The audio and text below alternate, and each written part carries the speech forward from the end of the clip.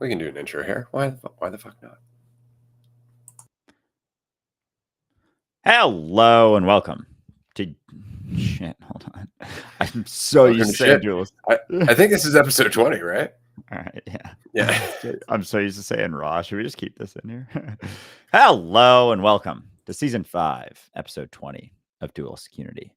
I am what I am, not spiritual, as my name may indicate here. I'm not what you think. I'm not what I think. I'm not going through the things that I think I'm going through, even though I am. It's not ever what I perceive to be happening, in my limited idea of what I'm going through couldn't possibly be the entire picture. So even realizing that there's a bigger picture, a picture that I'm not able to see the entire size of or implications of, and just the uncertainty of that, what else there is, what else is going on from a scaled out point of view.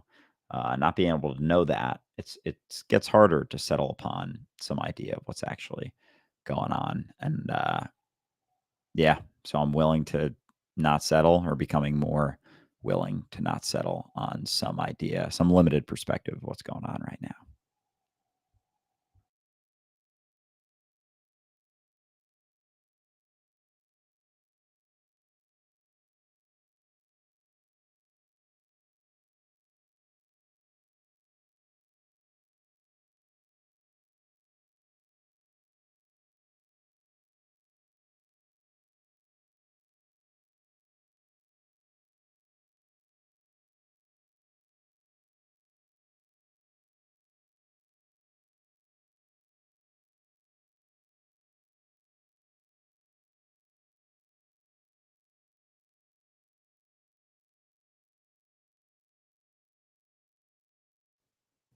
My audio stuff was not working apparently. Aha. I was going to ask. I didn't want to interrupt you, but I couldn't hear. No, that's perfect. Okay, sweet. So all of that is not part of the podcast episode, which is awesome. Okay. So, and I was saying, so that's the point, I guess, is that we record these podcast episodes and we record these introductions, and it's very easy to get caught up in doing the podcast intro where we think, we're sharing something valuable and insightful and all of that. And we are genuinely, just because we're going through whatever it is we're going through. But there is always this kind of worry, this pressure that you could be tempted to look at in doing these introductions, because you think to yourself, what do I have to pass on? Am I saying something that's profound? Am I saying something that's going to resonate? Am I saying something that's going to land? And immediately, as you feel that, you're like, I don't know. And you just say what you're going to say. And in this case, it was admitting to everybody that half the time we don't know what we're going to say. This introduction isn't pre-scripted. I'm not thinking about it. And I certainly don't want it to come across as an introduction. Obviously it is, because this is the beginning of the episode, but it's just a conversation. It's a conversation with Andrew. It's a conversation with you and the listener. This is why we are recording this one live. Again, as we did with, I believe it was episode 14, because that was a lot of fun. We're doing this live because the point is more and more that it's not about being scripted. It's not about having the right things to say. It's not about our impact on you at all. It really is about your impact on you. It really is about what you're doing with this conversation. The more I'm trying to teach you something, the more you're trying to learn something. And that is not what this is about. Because what are you trying to learn? Yourself? How can I teach you that? All I can do is tell you a little bit about myself, if I'm honest. A little bit about what I'm learning about my experience, if I'm honest and transparent and vulnerable. And maybe you'll glean something from that, because maybe our experiences are similar in their undercurrents, in terms of there being judgment and doubt and fear and the need for control and all of that stuff. Like, maybe there are some similarities for sure, but I cannot teach you how to be yourself. Andrew can't teach you to be yourself.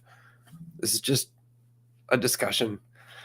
This is all this is meant to be. And so I just want to say dear listener, thank you for being here. Thank you for listening and following along and taking what you can from this, from episode to episode to episode. We really appreciate it. We're on season 5, episode 20. That's insane. There are so many episodes that we've made now. We're over 300 episodes in. We're over 1 million views in total. It's incredible, but I genuinely believe that it's because we're not trying to come across as podcasters. I genuinely feel that it is not because we are trying to make this grow, but because we are growing. And we're trying to express our growth with as few filters as possible. And so you can express your growth with as few filters as possible, which is what the community is an opportunity for you to express that growth, which is why we have our Patreon groups. This is why we do our retreats. It's because we all want to express the growth that we're working on.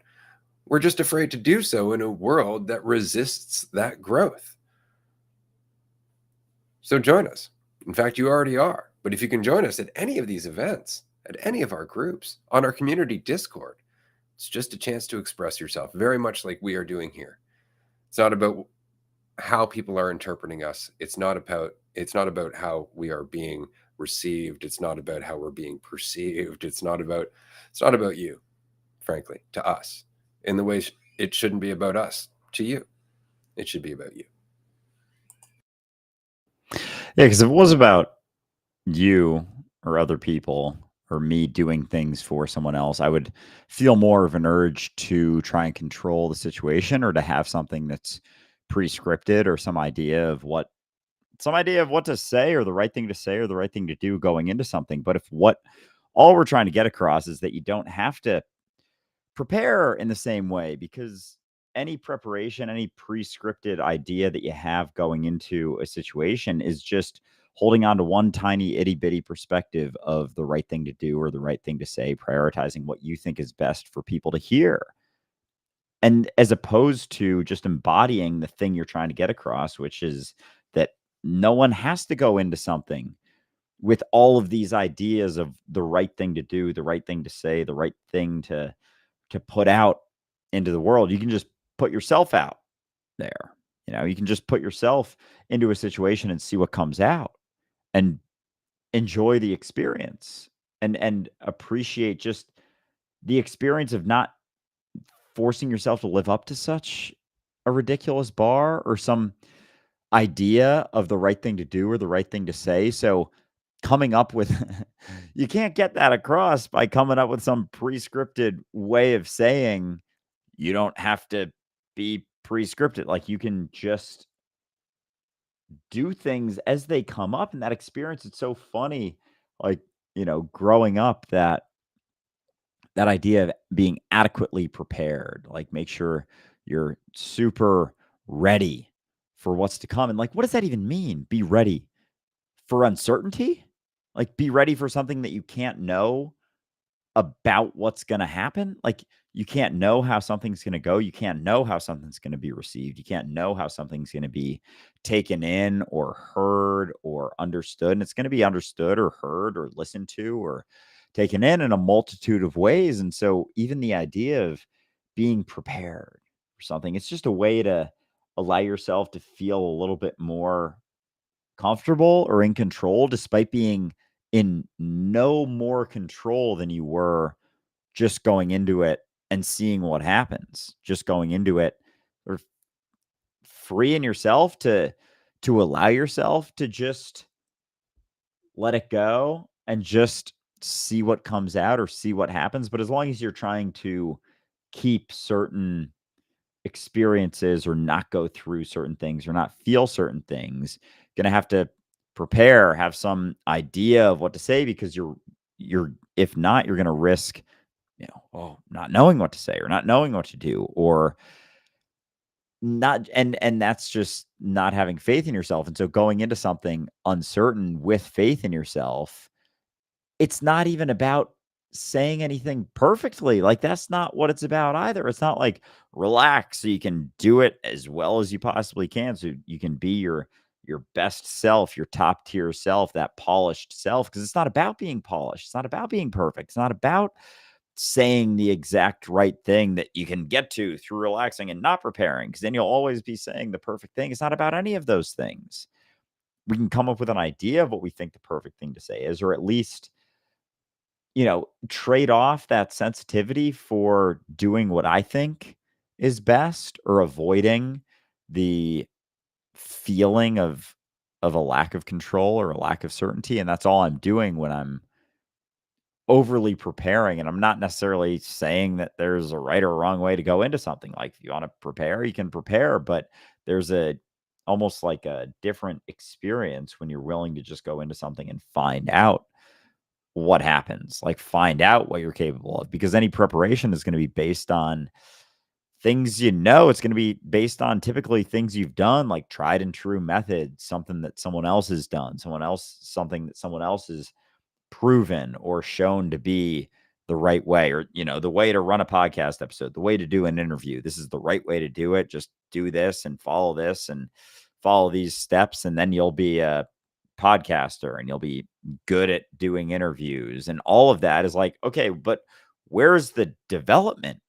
Where's the, not improvement, but evolution of certain things? Like, we'll come up with something and then come up with ways to do it, structures on how to do it. And there's no evolution in that. There's no shifts. There's no changes. It's just figure something out, do something that allows me to feel comfortable and more or less stagnate. But as long as it's helping me, then that's all I care about. But there's no evolution in that.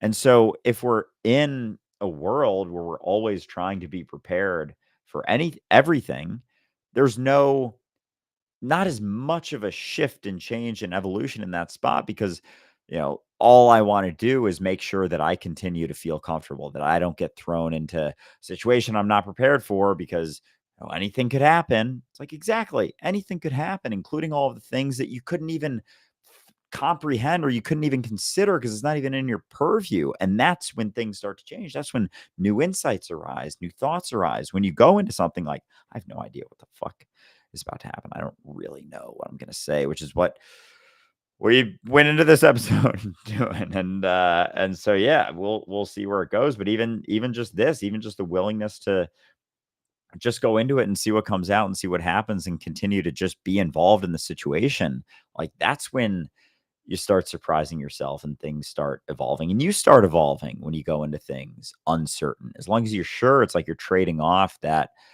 comfort and certainty, or perceived certainty, for a lack of evolution and growth. It's like you kind of have to be willing to let go in order to see yourself grow, or grow at a more rapid pace than you would as you're trying to hold on to, the right way of doing something. And that's the point, is that there is no right way to do what? To do what? What are we doing? Anything that you answer is relative to what you assume somebody else's perception is. Like, even the idea of perfection. It's like, oh, it could be judged according to what scale? What scale? And it's your scale. You're just projecting it onto somebody else. This episode is live, as I said. And as such, you can participate in the comment section. Anybody who is here at the moment, the comment section is on the screen. This is going to be published later on as an episode on our YouTube channel. So feel free to jump in, ask questions, share your insights, share your experiences. Somebody has already left a comment talking about the upcoming retreat and about the impact of just being a part of the community. Because again, it's a community of one. It's a community of you working on yourself and talking to other people who are genuinely taking responsibility and working on themselves. And it changes the entire conversation, because nobody's looking to anyone else to solve their problems. We're just talking about how we're solving our own problems, how we're moving past the perception that there are problems, recognizing which hill is perceived to be worth dying on, and then going, yeah, but that's really dumb. And it's just because we don't need to make ourselves suffer that way. So you are here and you're in the episode if you're watching this live. And if you're not, do join us for a live stream whenever you can. That said, though, if you are watching this through whatever platform, it would really help if you would retweet or like or repost or do whatever it is. Because again, we're going to be here for a little bit, and we'd love to get as many people as possible involved in the conversation, because that's what really this is all about. That's all dualistic unity is about, frankly, is just the conversation. It's a conversation you almost never run into. This is by far the biggest review that we get from everybody. We get a message going, "Oh wow, I just ran across season 1 and I thought I was the only person who thought like this. Nobody ever wants to talk about these things." And that's it. That's the response that we get. And it's like, "Yeah, I get that. That's why we're doing this." Right?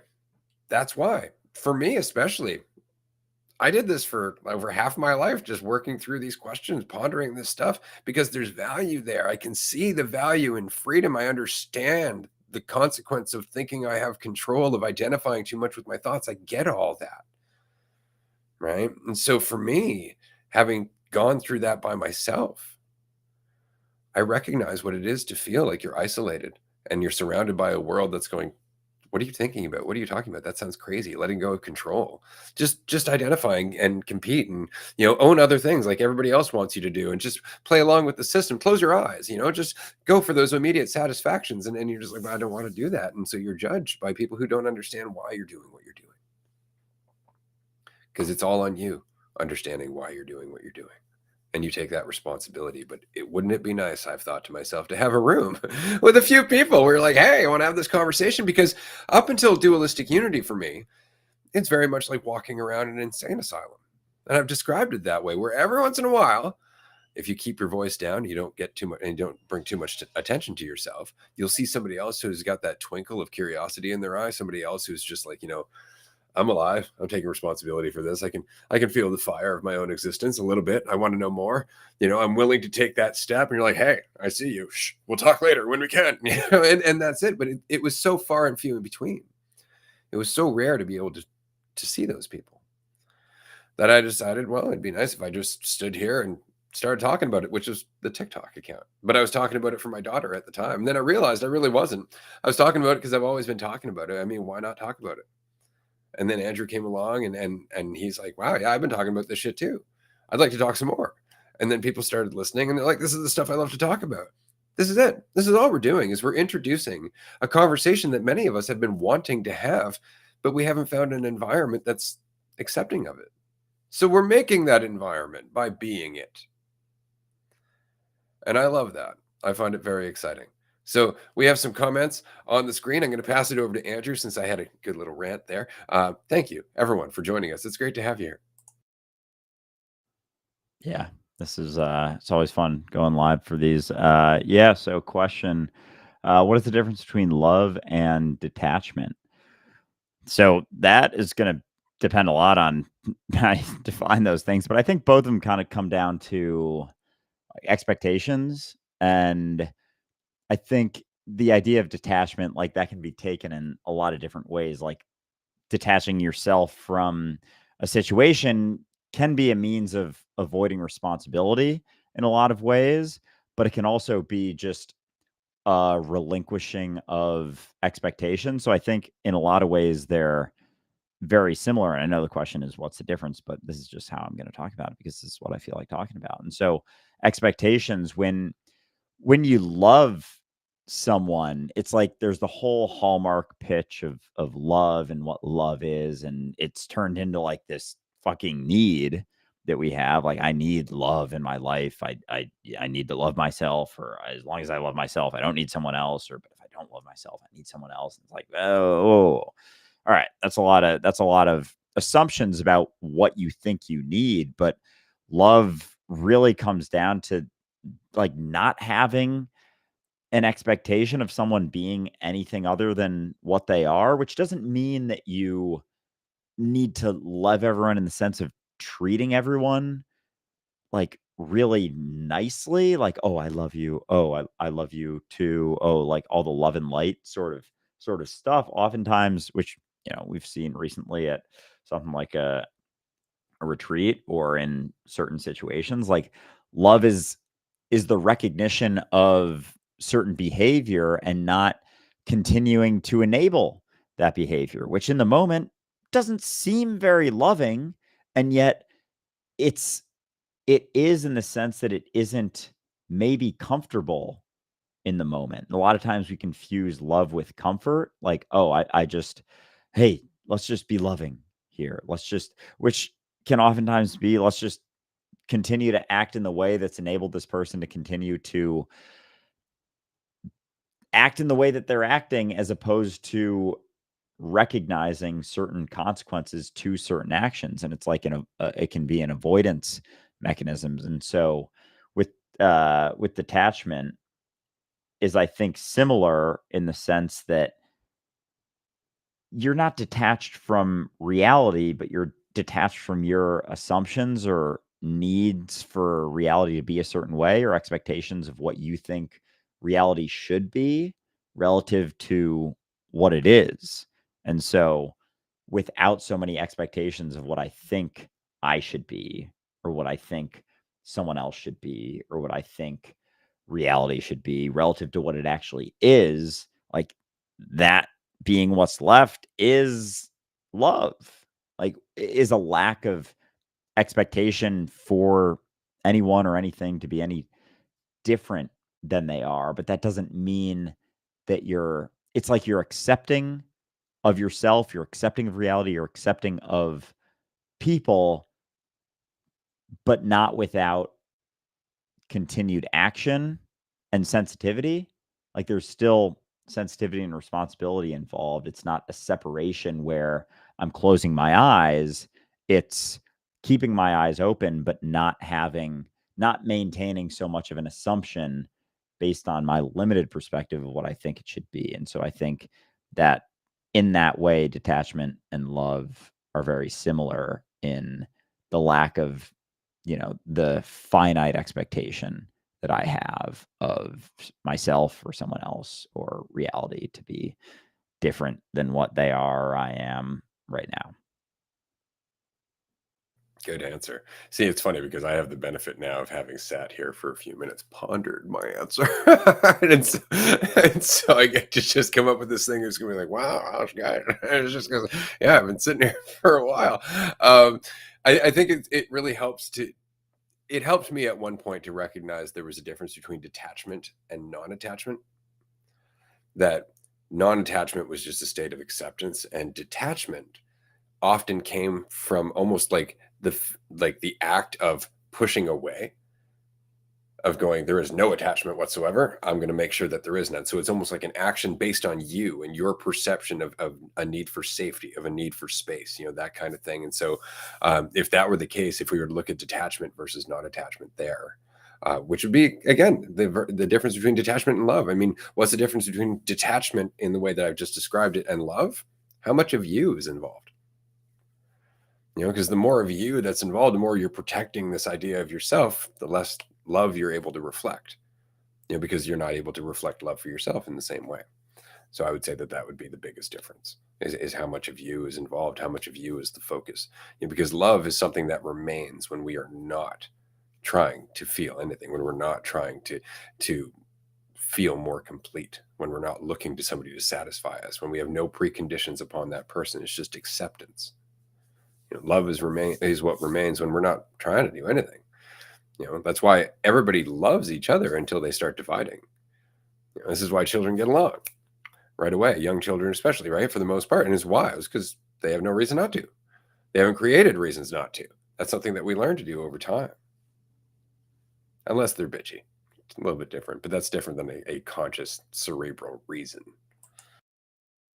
Yeah, because once you start having that idea of yourself and idea of other people, and then it's like every interaction becomes either based on fear or judgment or some preconceived idea of how you should act or how someone else should act. And so there's all of these other things taken into consideration that maybe aren't as informative. They're actually distractions from the situation that you're going through, the situation that you're in right now. In my opinion of someone else or something else is, it's like it's not even allowing me to see that person, because as soon as I have an opinion of them, it's relative to an opinion of myself or some idea of what they should be or what I should be. And it's like it's all based on expectation, like unnecessary expectations. And so as soon as we start thinking about ourselves in a certain way or feeling a need to do something about some assumption about myself, like there isn't as much love left. And it's funny, even like even saying the word love, because I know as soon as that's heard, especially right now, it's like there's all these ideas that come into play, and so I feel almost funny even saying love because it's not so much the thing that you immediately think of. Like it's not even like a positive or a good feeling. It's like, oh, I'm not feeling the love right now. And because not everything requires that. Like when you're sensitive to a situation, like not everything's gonna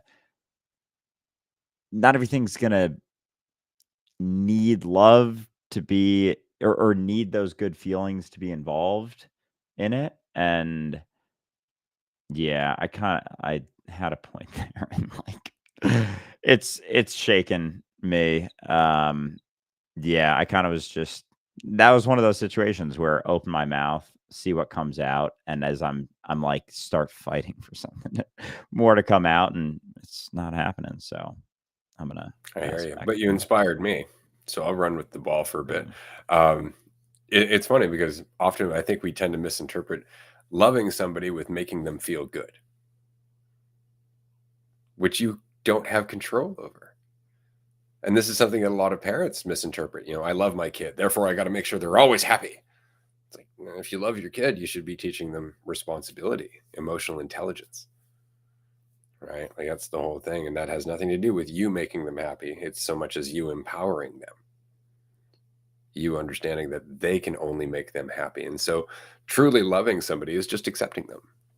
There is nothing more loving than just allowing a person to be who they are without preconception, without you going, but they should be better. They are where they are. Would you like it if somebody was constantly looking at you like, "But you should be better?"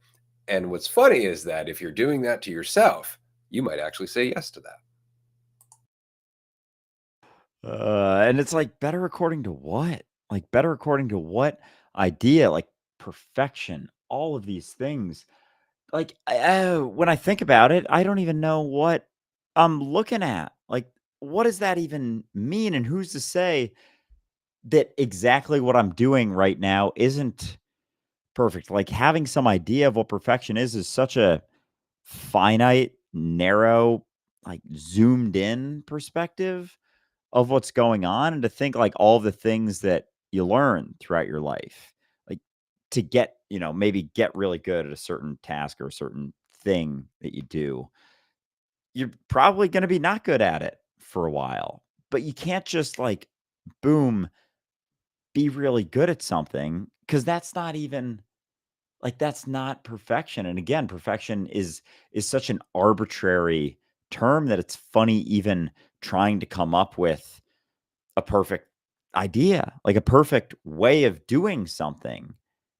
Based on what? Like based on what is my end game to this of trying to be perfect, of trying not to stumble, of trying to never make a mistake? It's like Jesus Christ, it's like that's kind of in a sense the experience of hell right now.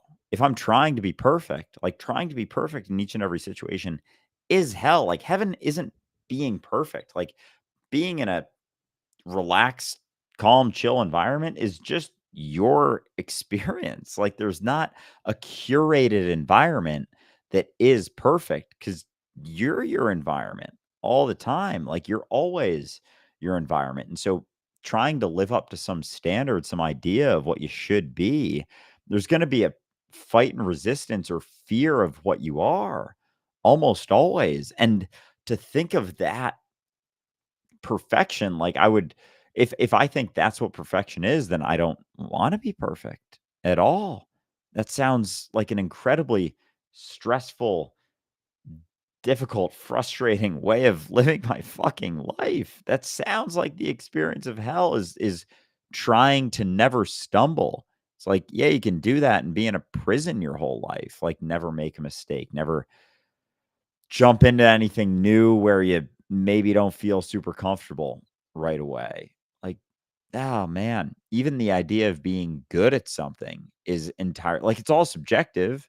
It's all just assumption like, "Oh, I'm really good at this thing." Like, when? At what time? Like, what part of the day? Like, is it one individual moment that you're good at it? Is it an entire situation that you're good at? Is it based on an outcome? Is it based on, someone else? If you play fucking ping pong and you say, "Oh, I'm really good at ping pong." It's like until you play someone that's really, really good, and then you feel like you're really bad all of a sudden. And it's like this fluctuation all the time relative to your environment. But if I didn't have so much of an idea of what's going on in my environment or didn't judge my environment in so many ways as imperfect or perfect or really bad or really good, like even that judging my environment isn't just a negative thing. Oftentimes it can be judging like, oh, that person's really good at this, or I want to be that person, or I wish I had that person's life.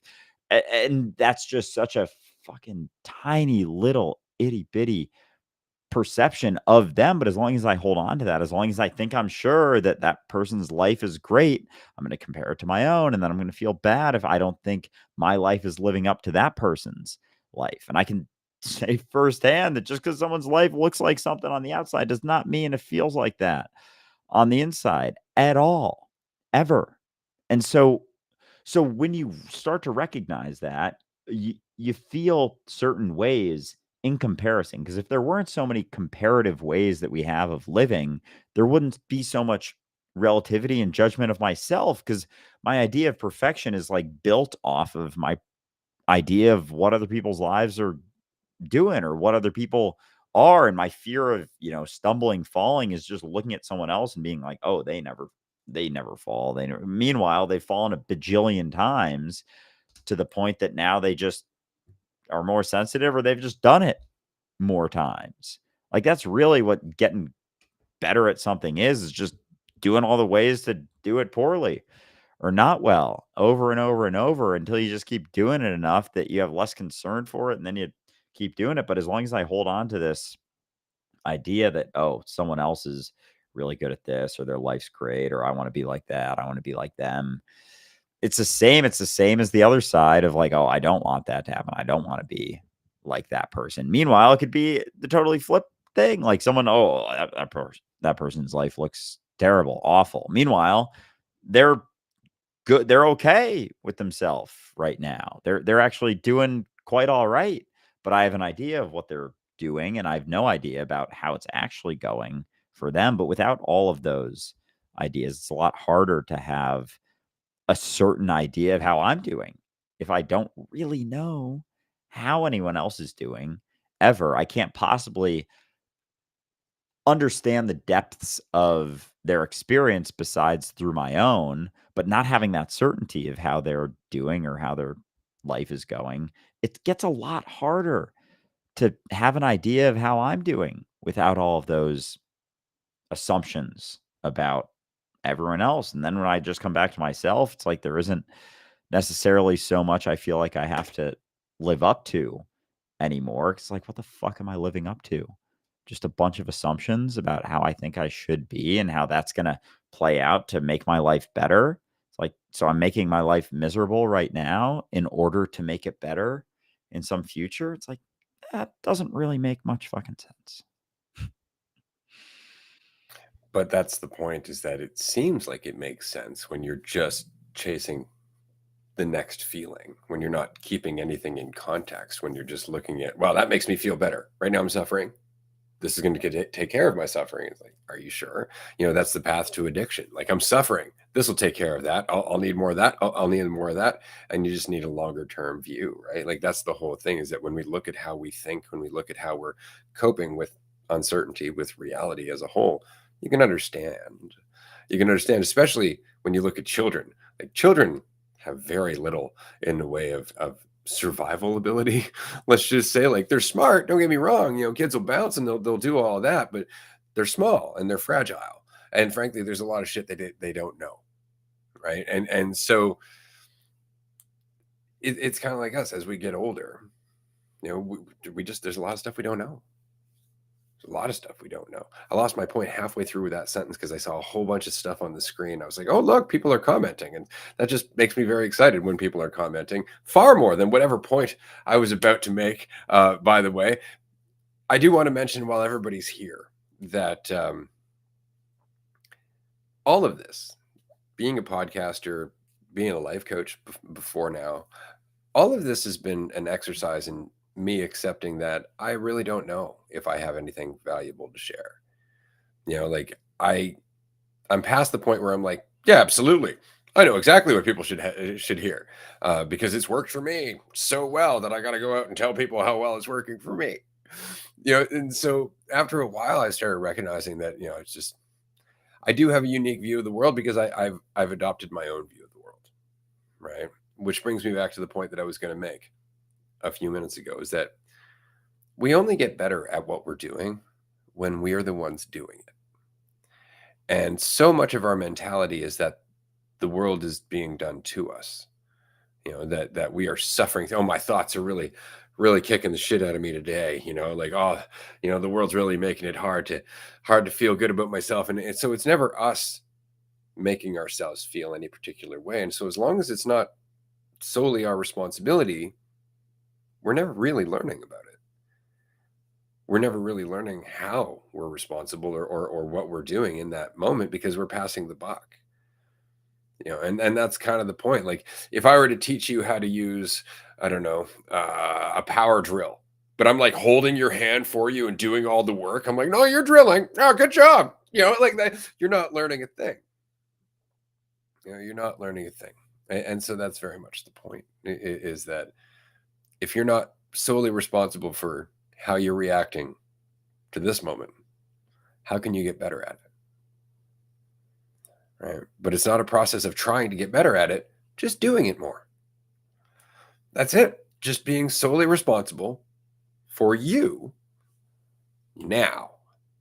And the more that you do that, which isn't an act of doing anything so much as not making excuses, not passing the buck, not creating fictions to run to, it's a cessation of effort. That's the funniest part. It's not an effort to be responsible. It's a cessation of effort because then you're paying attention here. All of that effort is going into control that doesn't exist here. And so it's really interesting that all you need to do is just relax, pay attention, and you'll get better at doing so. But you'll also start to experience the world in a different way. We were talking about this in our Patreon group earlier today. How as you get better at this whole, I don't need to be more and I don't need to run away from being less. You abandon the carrot and the stick. You suddenly find yourself in this place where you're like, this isn't really egotistically satisfying. I don't feel like I'm getting anywhere. I don't feel like I have anything to conquer or anything to become anymore. And all the carrots just don't have the same appeal. Well, at that point, life changes tone. You start to experience things differently because you're not looking for immediate satisfaction. You're dictating your level of satisfaction with now. It's never that something else will make you more than now. It's never that something else could make you happier than you can be right now because it's always on you. It's always on you. So the lure of the carrot and the terror of the stick just stop meaning anything because it's you. You realize that you're the one hitting yourself or shoving a carrot in your mouth. That's some solid imagery. Getting a whip in one hand and then a carrot in the other, just like choking yourself and whipping yourself. It sounds like something on some fucking triple X rated porno DVD or some shit. And just like you got a few people in the room watching. It's like a dark room. I'm not saying I've ever seen anything like that, but it's in there. The imagination's a wild place.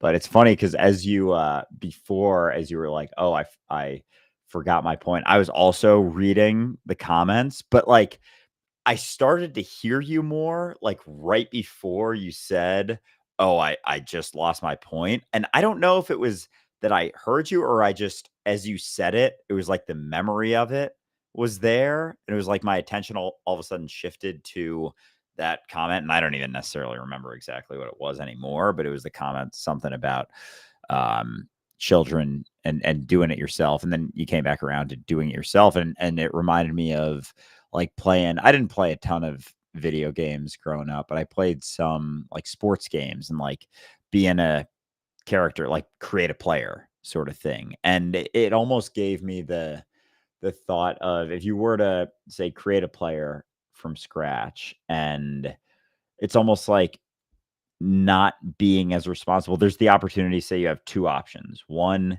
is to have someone else who's really, really good at video games, kind of like contorting you a little bit, like when like helping you shoot a little harder, just somehow there's like some extra boosts. And so your person that you create starts out at a little bit of a higher level, but because someone else is helping you along the way, the rate of progress is like really, really, really slow.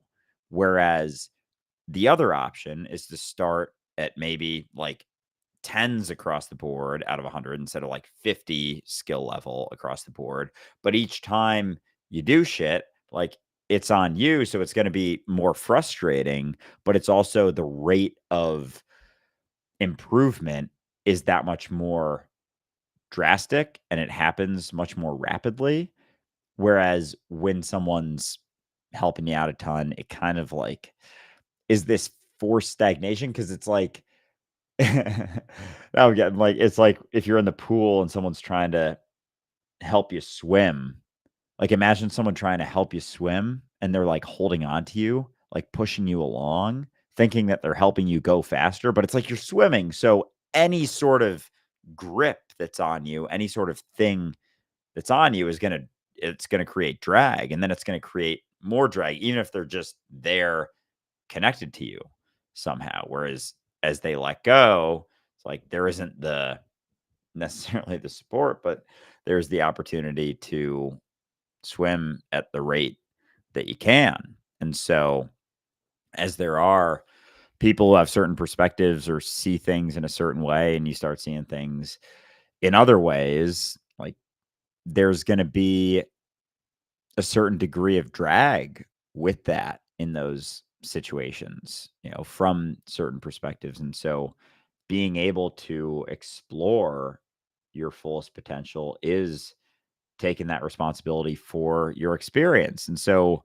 it's not necessarily even a correct or a right way of doing it, but it's just being responsible for yourself in the sense of doing, not passing it off and like and when there isn't the passing off of like, "Oh, this happened for this reason, it's because of this, I'm frustrated because of this, frustrated because of that." It's like every situation is gonna be the opportunity for me to take responsibility no matter what my perception of the situation is. It's like, "Oh, this person's doing this person's doing that, and, oh, they're holding me back." It's like even that, even the thought of the swimming pool example, if someone's holding on or you feel like someone's holding on and really they're not, but you think they are, and so you're like, "Oh, they're holding me back. They're giving me this drag." It's like, no, it's still you holding on to whatever perception of them doing their thing because they're still just doing their thing as they're going along. And it's always you're the one holding on to the expectation of them to be different than they are. And so it's just yeah, it's interesting when you start to realize that, oh, no, I can just do it on my own. And even for me more recently, like looking to even any sort of structure, like even with social media, like some right way of fucking posting a video or looking at another video trying to get inspiration and shit like that. Like I used to do that. I don't do that as much anymore. And so it's because you can't have brand new things if it's something that someone else is doing. And maybe sure you come up with something and then you realize, oh, that was probably influenced by this, that was probably influenced by that. And you can maybe come up with that. But it's like if there's all of these things being taken in at all times, like an infinite number of perceptions, stimulation that we don't even realize, like we'll focus on certain things, but our mind, our brain is still taking in so many things at all times. And then when you're not, at least when you're not trying to follow something or you are just willing to, explore what you come up with when you're like, how do I want to do this? And it's not even coming up with a way of doing it, like a preconceived way of doing it. It's just, let's see how this comes out. I'm just going to make this how it's made and not try and be so perfect with it necessarily. And who knows, then maybe you create something that's a brand new, like an actually novel thing. And, to that previous point, people will argue that there are no novel things in reality, which I find kind of interesting. And like, how much of that is just assuming that like we have to look towards structures, but there is a bunch of shit in there that hasn't really been explored in a unique way. So how much is that assumption that, oh, there's nothing novel in reality, everything's based on everything else? It's like, well, kind of, but also definitely not. Like, is everything not fresh here and now until you start holding on to some ideas of and as soon as you try and come up with a certainty of what it is, then it's going to be based on something that exists, or I know what that is. Oh, I've seen that before. Oh, I get that. Oh, that must be this. Oh, that must be that. You hear it for fucking belief systems. It's like, oh, what are you guys? You guys Buddhist or what? Just like, oh my god, like people just want to know, and it's like, I'm here. I'm just here, and I'm not fucking spiritual like I put on my name today. Like, it's not a belief system. It's just the basic recognition of I'm here now, and that's all I've ever been. And I can just do that. Like, I can just be that. I don't have to hold on to some expectation of myself to be something more or fear being something less, because they're all just fucking assumptions. Anyway. But that's it. It's hard to communicate the just the uncommunicable in terms of presence and awareness and attention and being yourself and all of these words that we used, nirvana, God, the Tao. They're all just words that are attempting to describe something that you just can't get someone to see because it requires so much in terms of depth, right? It'd be like, talking to somebody sitting on the ground about something that's buried 20 feet beneath them. And you, because you've dug, can see it clearly. But from where they're sitting, they can't see it at all. They're like, oh yeah, no, that sounds really good. That sounds amazing. Wow, you feel like, wow. But it's just that. It's just that they haven't dug, so they can't see it themselves. And it's because of the immediacy that's required in what we're talking about. Like we were talking about, how taking responsibility for your path, for taking responsibility for your moment, your experience here and now changes things because there's an immediate element to that. It's actually where things are happening here and now. And the same thing is true with perceiving change, right? Like, as much as it's true that you've developed a habit over time, to tell yourself that you will untangle that habit over time actually cuts how effectively you can untangle that habit now.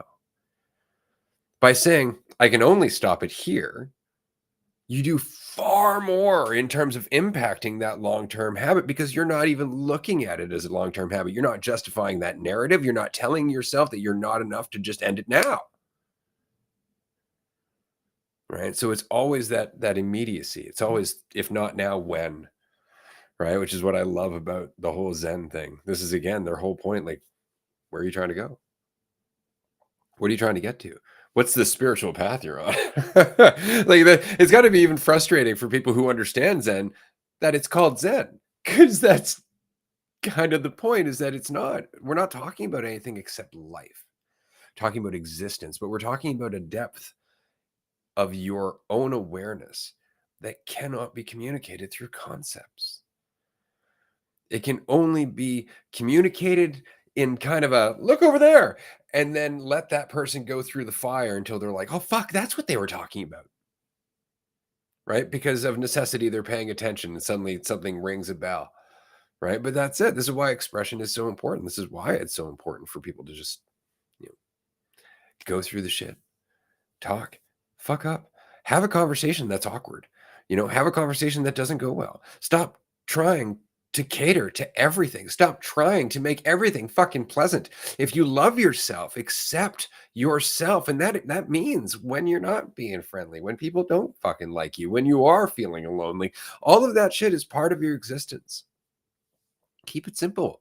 Keep it direct. You don't have to overthink everything. I was talking to somebody the other day, and we were talking about, setting boundaries and confrontation, especially with a loved one. It's how do I, and this is actually how it came across. How do I just tell this person that I don't appreciate the way that they're treating me, that I'm going to have to establish boundaries and put some distance if they continue to treat me like that? How do I tell them this? My response was just like that. Just like that. Like you just did with the words coming out of your mouth and everything. There's no difference except that you're saying it to somebody else. And at the moment, you have lots of reasons that that's somehow different, but it's not. You're still talking for you. You're just afraid to talk for you because of what the impact might be. But that's also for you. Oh my God, this person's not going to be happy with me. Who's that for? Is that for them? That's for you. You're the one who needs to be liked. You're the one who needs them to be happy with you. You're the one who's trying to get a specific response out of them, thinking it's the right way, rather than thinking about whether or not you're being honest with you, whether you're living for you. Because if you're not, that shit's going to ruin your life. Because then no matter what you do, you can't learn from it because it's not for you. You're a victim. You're chasing the carrot. You're running from the stick. You're at the mercy of the world. Oh, it's the best I could do. Blah, blah. It's you. It's just your response to you. And if you're willing to take that, if you're willing to go, yeah, fuck, I just lost my job. I'm losing my place. I'm not sure where I'm going to go. Things are really, really uncertain. I can just do what I can. Rather than going, look at all those reasons for me to panic. Look at all of those reasons for me to. No, it's just you. It's just you choosing. You're just giving the reasons power. You're just justifying it with reasons because, frankly, you want to panic. And it's because you think panicking is somehow going to give you control in the same way that a drowning man will reach out for anybody, even if it's fucking drowning them, right? They're not thinking about it. And so it all comes back down to fear. It's just all you can do is move forward, which is all you've ever had. That's all you've ever had in the present. And you can panic if you'd like to, but the only reason you are is because all of the reasons you're giving yourself to do so. If you stopped giving yourselves reasons to panic, you'd find yourself to be quite calm. It's just that we're very set on believing our thoughts.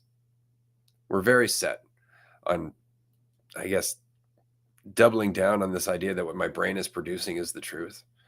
Because the alternative is, frankly, that it's not. And that can be a little jarring when you're reaching for an idea to make you feel better. And that's all we're ever doing is reaching for an idea to make us feel better, an idea of you, an idea of people, an idea of the world, an idea of what's going to happen next, an idea of where you've come from and what you've learned and what you're learning and how you're doing and all that shit. It's all just to make you feel better about what? About how complex life is? You're going to feel a lot of different ways about how complex life is. You're going to feel a lot of different ways. Sometimes you're going to feel shitty. Sometimes you're going to feel good. Sometimes you're going to be like, yeah, I got this shit down. Other times you're going to be like, what the fuck is happening? And all of it's okay. All of it's okay. But immediately we're like, but shouldn't I be feeling good all the No, because it's a pendulum. You just have to go through it. You're going to feel shitty, and that's going to inform feeling good, which is going to inform feeling shitty, which is going to inform feeling good, until finally you're like, oh, fuck, that's how I work. And that's all you're really doing. It's not that you're trying to get somewhere you feel good all the time. You're trying to understand, why do you need to? Because that need is what creates so much of your suffering. And isn't that a kick in the teeth? That your very commitment to trying to feel better is what makes you feel so much worse. And that's it. This is why I've said to my daughter recently, stop chasing happy. Stop trying to chase feeling better. Because all you're doing is making this moment suck more. You're taking away your power here by trying to chase somewhere else. And it's in this moment that you can feel what you're feeling and decide what your response is to it. because that's far more important than trying to change what you're feeling. It's your response that matters. You can feel anything, it doesn't have to bury you. But do you perceive that it will? And why? Woo, shit. That was a nice little rant there. I know I saw some comments coming through like clip that shit. And that was like 3 minutes ago. But how often, like, fuck, dude, realizing that it's okay to not feel great all the time. Like how often, like thinking back to when I had my morning routine and I would constantly just be like, go through gratitude, go through positivity, go through certain perspectives to make myself feel better right now. And it was all this work to like create some fucking perspective so that I can feel like relatively, even the thought of like, oh, I could be dead right now, so at least I'm not dead. And it's like, yeah, that can be a valuable perspective to hold on to. But just in and of itself, the recognition, like feeling like dog shit, feeling like I'm in the shit, feeling caught up in stuff doesn't have to be something that I think shouldn't be happening. Like I can understand that there are things going on that I don't understand. I can realize that there are things happening that I can't be sure about. So how can I have an adequate opinion of what's going on? And the other part you said was with the idea. Like your brain comes up with ideas. It's not correct. Like you can come up with so many different ideas of yourself. You can be so sure. It's like, well, no, I'm this way because even if someone says it, oh, this person said I was this way. It's like one fucking person based on one little perspective you're now holding on to, and you're thinking that that's the all and everything. It's not ever like that. That idea is not correct. Like you can sit here going through all the perspectives, going through all the hypotheticals, going through all the thoughts about yourself, what you think you are, how much of a piece of shit, how fucking amazing and gift to the world you are. They're both incorrect. They're never correct. And how, whoo, it's like, oh shit. Well, so what do I have then, if not my perspective of myself? You have here, this moment, right now. And then to your point about fucking habits, like, even that, like, the only thing you can do is not do that shit right now. You have something that you're, oh, long-term shit, and, like, I've had a couple things where I've realized that, like, that's not changing tomorrow. The only place it's changing is right now. The only place that I'm doing something differently or having sensitivity or being focused on what's actually real or being, recognizing how I don't actually know what I am. I don't actually know that perspective. The only place that any of that shit goes down is right now. The only place that I let go of my assumptions about what I think I should be, my expectations of myself, my let go of my thoughts about how I should be perfect or I should be better than I am. Like this is the only spot I can do that. And as I do that more and more, I start to realize like, oh fuck. It is just me holding on to some perspective right now. Like that's the alpha and the omega, the beginning of the end of that entire idea, like that whole entire fucking idea of myself is right now. Like I'm holding on to it right now, and yet it continues to fluctuate like the variable. It's the X variable that keeps changing, but it's still that same container that keeps shifting, but it's never been the same thing in the container. It's just this idea of myself being some container that's separate from everything else. And so therefore there can be an idea that fits into it. But if there's not a container, there can't be an idea that fits into that container.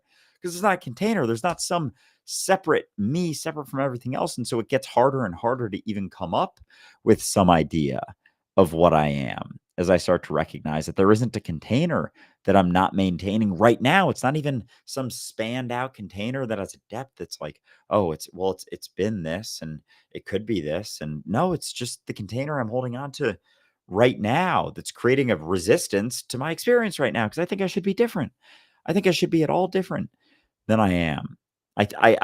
Make up some fucking thing to put in the container, and then I come up with all these reasons there's something wrong with the thing in the container. It's like I'm the one maintaining the container. I'm the one that's maintaining the idea, and I'm the one that's maintaining the idea of what that container should be. The idea of what the idea should be. It's like I'm maintaining this idea right now, and I think this idea should be. should be different than it is. And I know that the idea is correct. And I know that the idea should be different. And all of these things. And I know that, one day I'll overcome this. One day I'll stop judging myself. It's like one day is fucking the biggest farce in the world. Like there is no one day, someday, tomorrow I'll do it. Tomorrow I'll get it done. And sure, you can say like, oh, well, there's a bunch of, well, if I have a bunch of habits, it's like they come and go, you can't be doing all the habits at once. I guess you kind of could. Now I'm thinking of doing a bunch of habits at once. It's like, yeah, technically you could, but they also, the ability to stop, if you're doing them all at once, technically you could stop doing them all at once too. And so I'm getting a little too technical with the habits. But anyway, the opportunity is right now to let something go, even, and has as that, pull to do something. Like I bit my nails, and sometimes I'll still pick at the edges, especially after I clip them. Sometimes I'll have some, spare shit that I'll nibble on. But for a while, like I always bit my nails, and it was kind of like a I don't know, I guess nervous habit, maybe just something to do. It's kind of like thinking about myself. Like I've started to realize, fuck, that's just when I'm not thinking about anything. It's like I feel like I should be doing more than this, doing something. And so it's just like something to do. And when I realized like no one's gonna stop me from biting my nails for me. Like I'm the only one that can do it, and the only time I can do it is right now. It's the only spot. And sure, maybe it'll take, oh, I really want to do it now. And then it's like, nope, don't do it. And then it like almost even just a tiny bit, that pull gets a little less strong. And then they grow out and I don't bite them and I clip them. It's like, oh, all right, I can do that. Okay. None of them are bleeding. That's nice. And I have fucking bloody fingers half the time. But the only place I can do that is right now. There's not another point that the habit shifts, that the habit changes, that I stop judging myself, that I stop focusing on some idea of myself relative to what I think I should be doing. It's just a familiar distraction that I can only question, let go of, stop doing right now. And I can do that no matter all the ideas that I have for not doing that. It's like, no, I got to keep thinking about myself. It's like, you don't, though. It doesn't have the benefit that you think that it does. No, it doesn't. It dawns on me that there's a perspective that I don't know, has developed over time that is really quite useful to me. And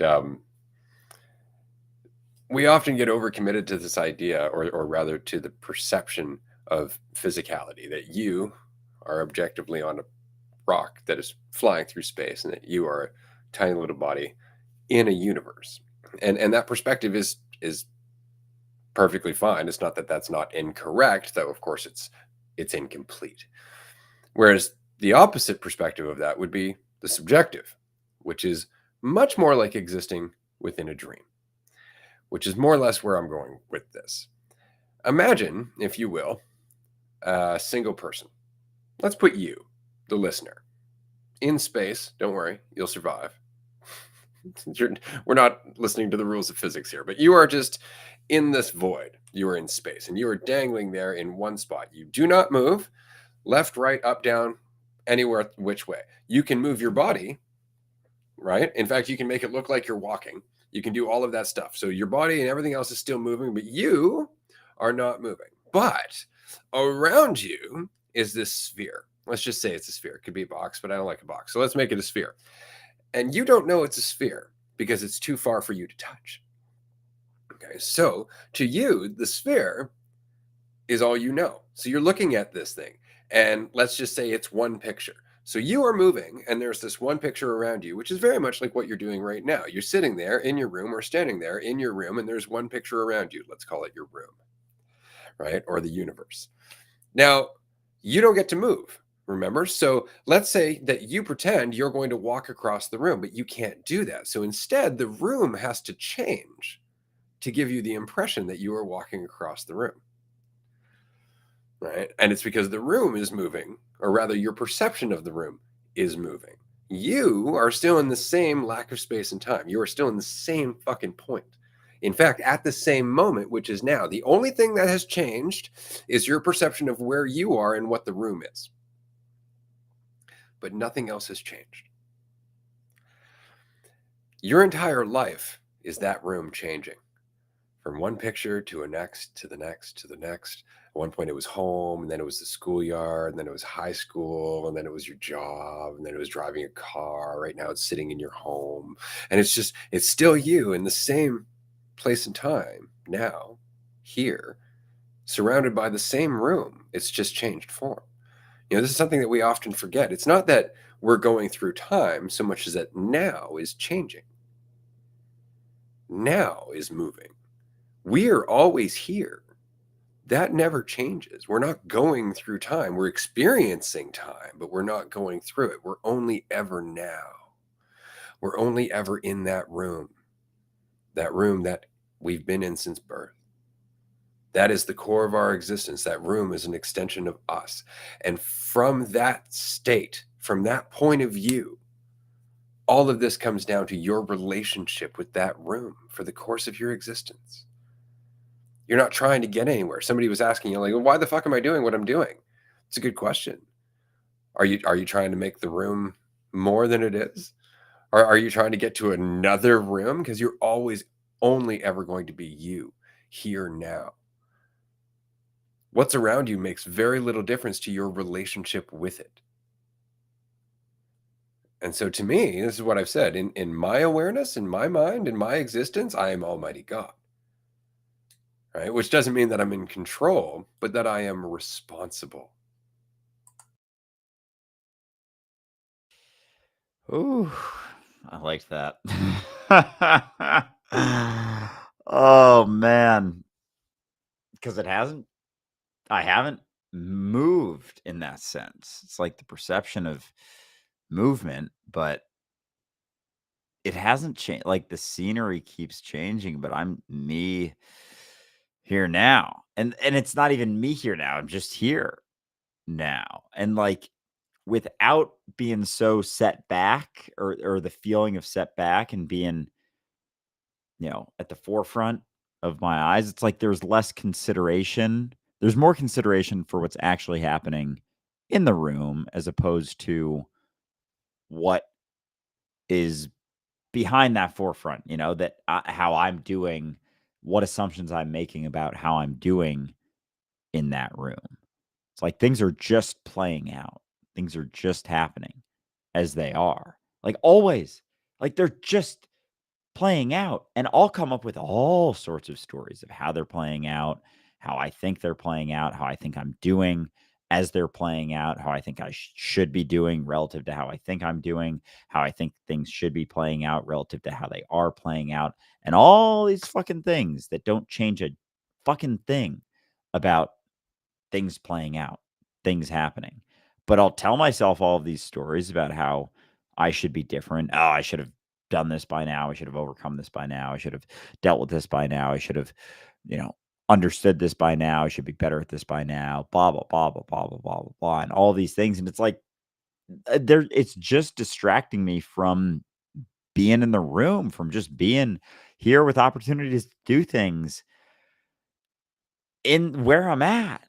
Like, God. And without all of those stories, you're just left with yourself right now, which doesn't have to be a story. Like when I say you're left with yourself without so much of a story, there isn't so much of a difference between that at all. And then coming into the responsibility, it's like as I'm responsible for myself, it's like I'm responsible for what's happening.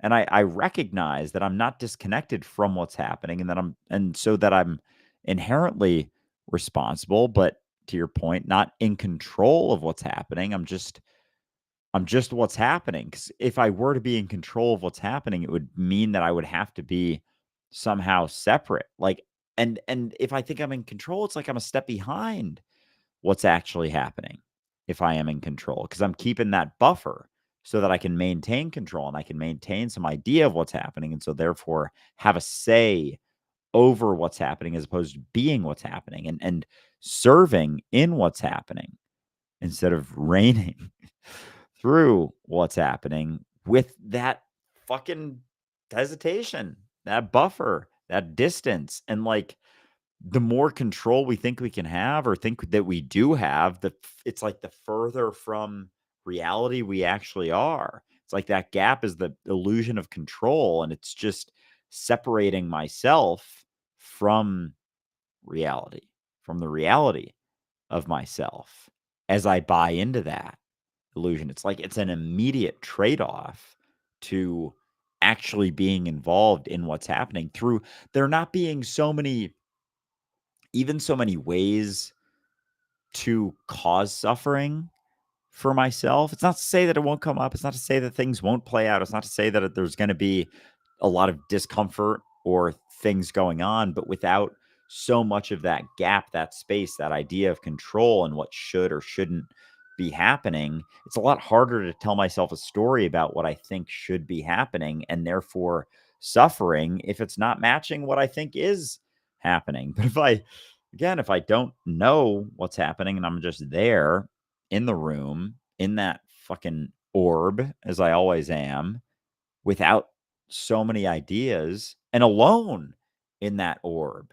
Because I've had plenty of people tell me what's going on. They're pointing at, my orb saying, well, this is this is this way. You should be this, you should be that. You got to live up to this. And then that carried over to me telling myself what the orb should be, what the environment should be. But it's always what it is. Like, that doesn't change my idea of what it should be, my idea of what I am or think I should be. It doesn't change anything.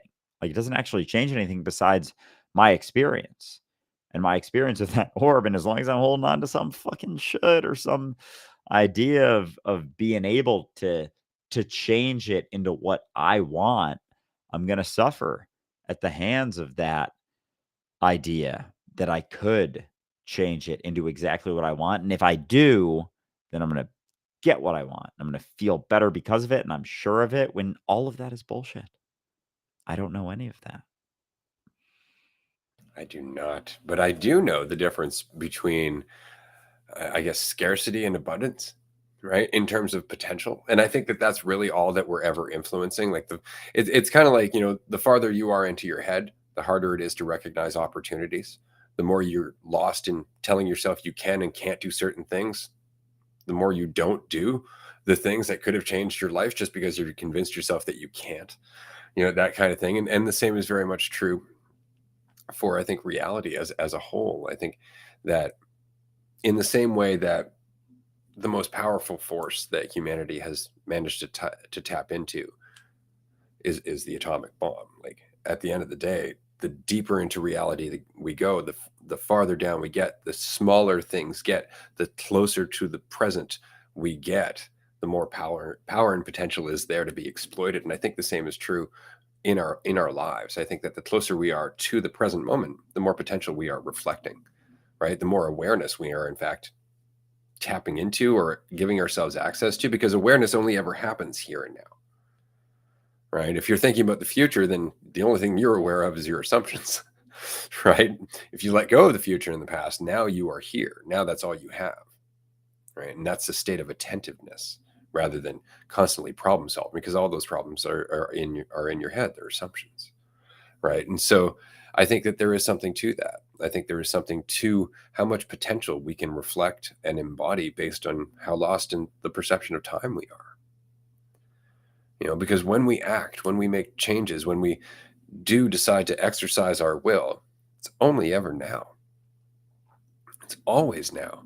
It's always a decision now, not over time, but right here and now. And sure, it takes us the expression of time to get to that now.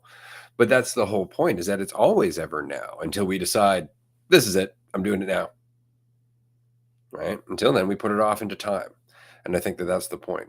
We put off our own potential because we're afraid of the change, right? Reality and time and space and all that existence itself here and now is the process of change. We forget that. And it's like things are changing. No, things are change. Existence is change. You are change. There isn't a moment that you're not changing. We forget that because our thoughts allow us to make things seem stable. Our thoughts allow us to perceive these things as being unshakable. This is why I find it so funny when people bitch about highways Why are the roads in such disrepair? It's because everything's moving all the time, including the earth that these roads are built on. Oh, and we've been able to come up with so many ideas of what's happening right now that we totally cut ourselves off from that reality. Like, of course, things are shifting, and that video you sent a little while ago of the Earth expanding, it's like, yeah, it's gonna crack some roads up. If the Earth is growing, definitely gonna fuck up some roads for sure.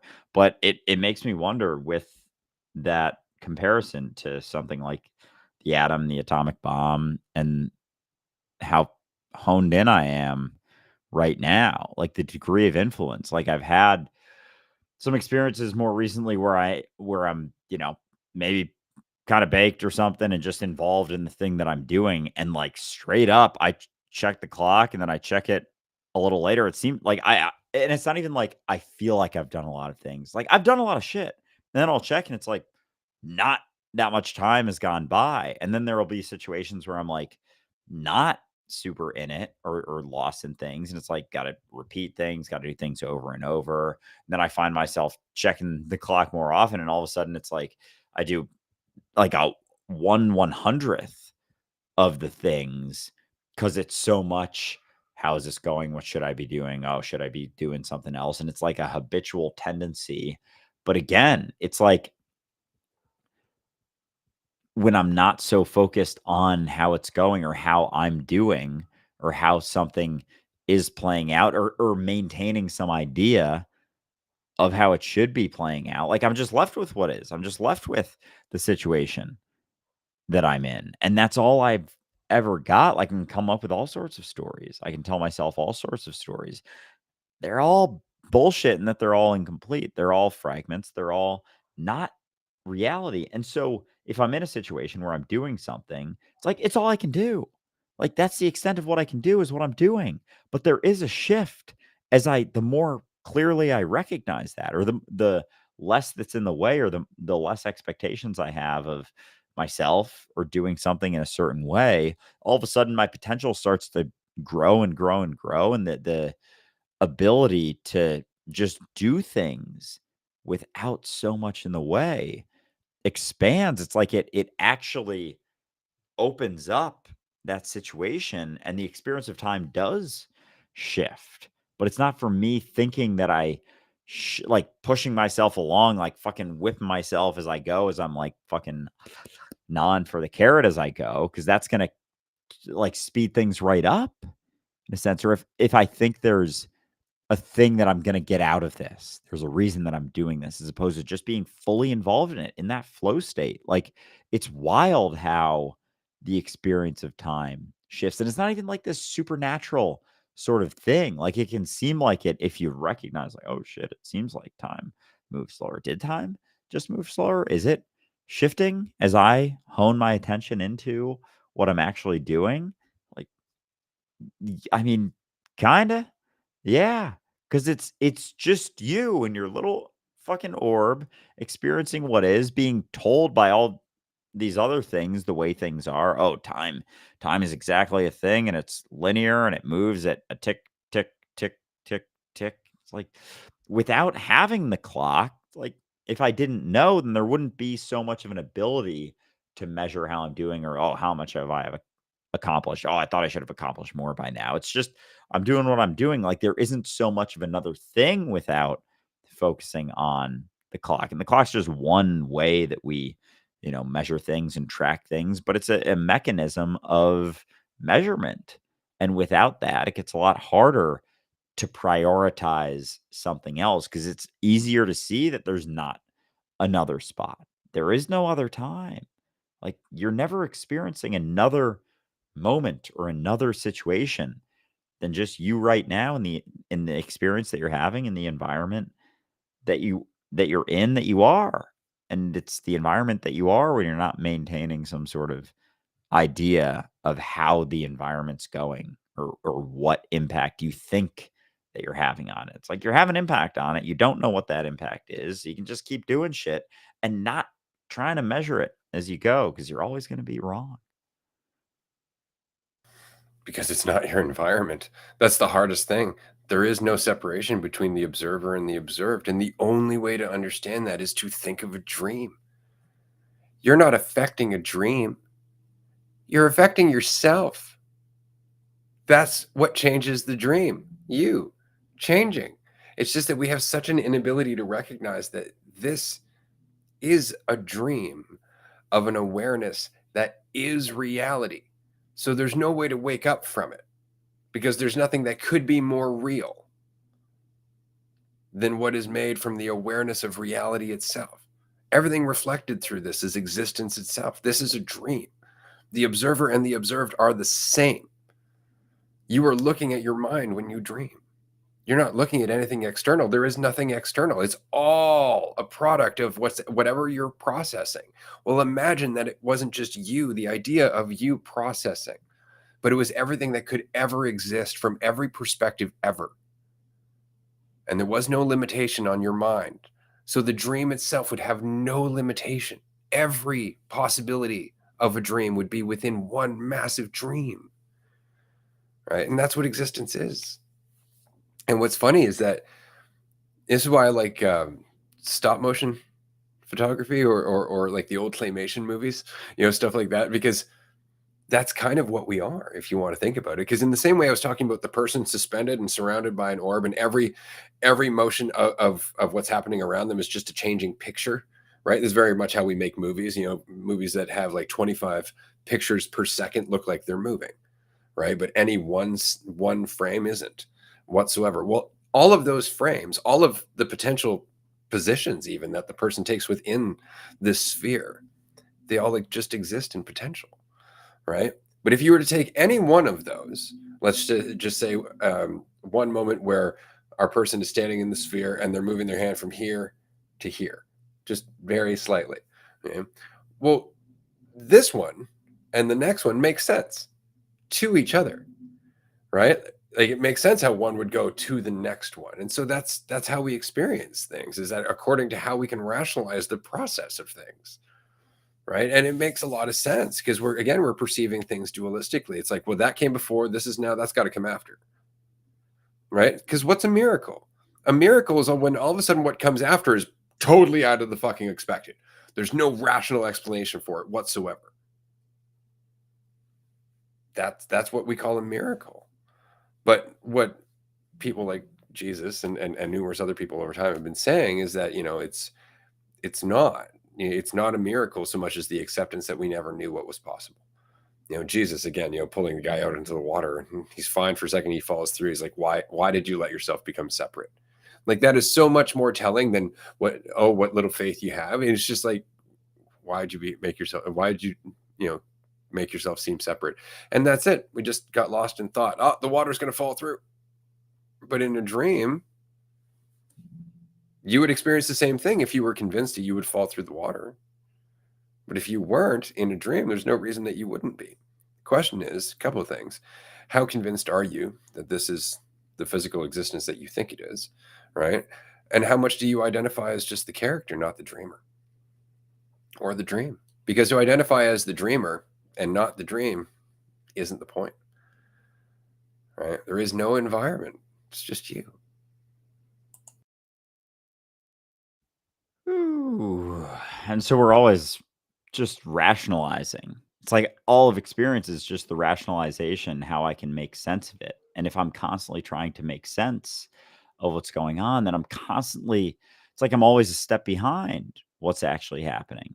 And then there's going to be this perception of me being separate because it's like I have to know what's going on. I have to make sense of what's going on. And if I have preconceived notions about what I am, what reality is, then everything's gonna match that. And that's why, if I believe that I'm separate from everything, like every way that I experience everything is gonna use that rationalization. I'm gonna rationalize how things play out. And if I am so sure that, like the walking on water, that I'm gonna fall through because I am separate from this water, then I'm gonna fall through. And so that's ultimate responsibility of realizing like, oh, I'm actually my expectation, my need to rationalize something, my need to know something about what's happening is shifting my experience. Like it's coming from me. It's always coming from me. And my need to be sure requires me to rationalize something and requires me to limit the experience so that I can make sense of it. But if I don't have to make sense of it so much, then I don't know, more things are at play. Like there's more opportunity, there's more ability to explore what's possible. Like if I don't know what's possible, if I'm not sure of what I am or am not capable of, I can start finding out. If I'm not sure or unsure of what is possible in reality, I can start finding out. And that's when, the novel experiences start happening. Like how many times we see it in reality, something everyone's sure of, oh, that can't happen. That's impossible. Someone does it, all of a sudden everyone can do it. Someone's got to be the first one to do it. Someone's got to be the crazy motherfucker who's like, I don't know. I don't know if that's possible. I'm not saying that it definitely absolutely is, but when there's less in the way, like if there isn't so much of a feeling of I'm separate from this, like what's saying that I can't do it? What's saying that I can't do? And I'm not even saying do fucking like magic and shit. Just like do anything. And it comes down to just our day-to-day experience, how much we maintain an idea of, oh, I can do this, I can't do this. But when you're like, I don't know, I'm not sure if I can do that or not. Let's find out. And if you can maintain that in each and every moment, in each and every experience, then things are going to start shifting and changing. And all of a sudden, you're going to be not unrecognizable to yourself just because you're not so goddamn sure about what you can and can't do out of, your desire to be sure of something. It's like when you let go of your need to be sure of something, a lot more potential comes into play. Yeah, absolutely. That's really the only time that we push the boundaries is when we're willing to not be sure, when we're willing to push into the unknown. And that's all of our advancements in all of our history have come from somebody just going, what's beyond this comfortable little bubble that we've made for ourselves. Right. And it's just because we're curious enough to go and find out and put ourselves at risk in doing so, which requires a lot of faith in yourself. I've often talked about, people who were explorers once upon a time. That takes a lot of guts. Just you on a boat going to some place where you've never been and you don't know language or nothing. You're just like, I'm going to see what's over here. That's insane. I want to mention, because Andrew and I recently had a chance to go and check out Chris Angel in person. Anybody who hasn't seen Chris Angel on TV, definitely go and check out Chris Angel's show. Just incredible. But it's so very easy to look at it, especially being on TV, and go, yeah, but it's TV. They could be doing a gimmick. It could be just some kind of an illusion, and that's fine. And then we went and saw him in person, and even then, you're like, that's really good. Like that's really good. That's really hard to see how you fake that at all. And I was talking to somebody recently afterwards, and they were like, do you think it's real, or do you think it's just a trick? And my answer was, I don't want to know. See, I don't want to know because I would prefer to wonder if it's possible. I would prefer to wonder if it's possible and then find out myself. Because if it's really something I'm curious about, then it's a matter of being in the present and getting out of my way, right? Which is something I appreciated about that show, about the presentation he did towards the end of the show, where he was talking about allowing yourself to open your imagination, to understand that all of the different worlds that you might see within your imagination are entirely possible, and some of them don't have the laws of physics like we do here. To open up to that, to allow that to come through you into this present, to literally alter the sphere in altering yourself within that sphere. Just blew my mind, because that would be true magic. And all it is the recognition, I don't know. I don't know what I am or what's possible. I don't know what I am. I don't know. And you don't know what you are. And it's so easy to go, well, my body is not separate from the reality that you're experiencing. So you're the whole thing. You're the observed and the observer expressing itself. Any idea you can come up with about what you are is so far off the mark. And that is the great unknown. That's it. And it's so funny because people will say, well, one of the most important questions you can ask yourself is, who am I? No, that's true. Don't answer it though. Ah, man, I don't know what I am. Fuck. Oh god damn. Recently I've been coming up with so many fucking ideas of what I am. That was this has been a lot of fun. This has been a really, really fun I feel like we haven't had really a conversation like this in a while. Oh, but it's yeah, uncertainty, man. It's exciting. And I don't have to know what I am. And fuck, things are a lot more exciting when I don't have an idea. And I'm not trying to come up with an idea. I'm not trying to be something. And even the assumptions about what I shouldn't be or my fears or concerns, it's like, yeah, I don't know. Let them play out. Whatever. I still don't know what I am. And as I do that, I still don't know what I am. And as that happens, I still don't know what I am. And I can't be sure of anything. And if I can keep doing that, if I can keep being uncertain, then it's harder for things to stick in the same way because I still don't know. And I can come up with all the assumptions in the world, all the ideas. I can come up with plenty of stories what I am. I've done it for years. I never knew. None of them were ever correct either. They've never been correct. Like, holy fuck. I don't know what I am. And I don't have to. And that's the beauty. Yeah, no, it's enough that I am. That is an unending rabbit hole of how much I am. And it's so funny that you can go out of your way looking for the unknown, or you can accept that you've never left it. That the only thing you think you know are the assumptions that you're holding on to for a sense of security and comfort. You never left the unknown. Everything is still unknown. You don't have to go looking for it, just embrace it. And that is the great adventure. That is the final frontier for humanity. I am absolutely certain of it. Surrendering to what is, being in reality, accepting the unknown rather than desperately looking for an answer to who are we, how did we get here, what's our purpose, please someone tell me, hold my hand, instead of just being responsible and living for you here and now, because nobody can do it better.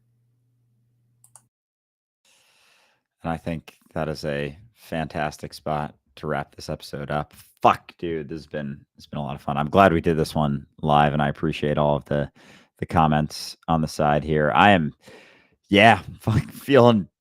I don't know, feeling. I don't know, and that's cool. And I don't know what the fuck I'm feeling or what I am, and that's just it. Is like I can't even necessarily pin it to anything, and that's exciting because I got this, I got where I'm at, I got what I'm doing. So yeah, very much appreciate everyone for tuning in. This has been a lot of fun.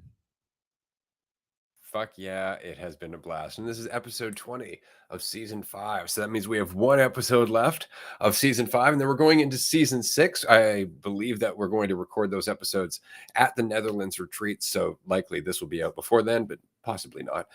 Either way, if you would like to join us at one of our upcoming events, definitely consider doing so. We've got one coming up in Virginia Beach, and we've got one coming up in California. You can find the details on our website as well as the ticket prices and everything else. If you have questions, feel free to reach out to us. Our events are the shit. I'm not going to sugarcoat it. I'm not going to try and lie about it. Straight up. No pandering, but wow. And the reason I say that is because of you coming to the event. Not Andrew, though that's true too. And not me, because I could be pointing at myself, but you, the person who comes, because the retreat really is just like society. It's like the rest of the world. It's a result of what we do individually. Everybody there. And so everybody has an impact. And as much as every retreat has been incredible, it has been because of the people who go to them. So we look forward to seeing you at one of these events. We look forward to you helping us create one of these events. We look forward to seeing you. Thank you for being here and being you. Thank you, and we'll talk to you soon.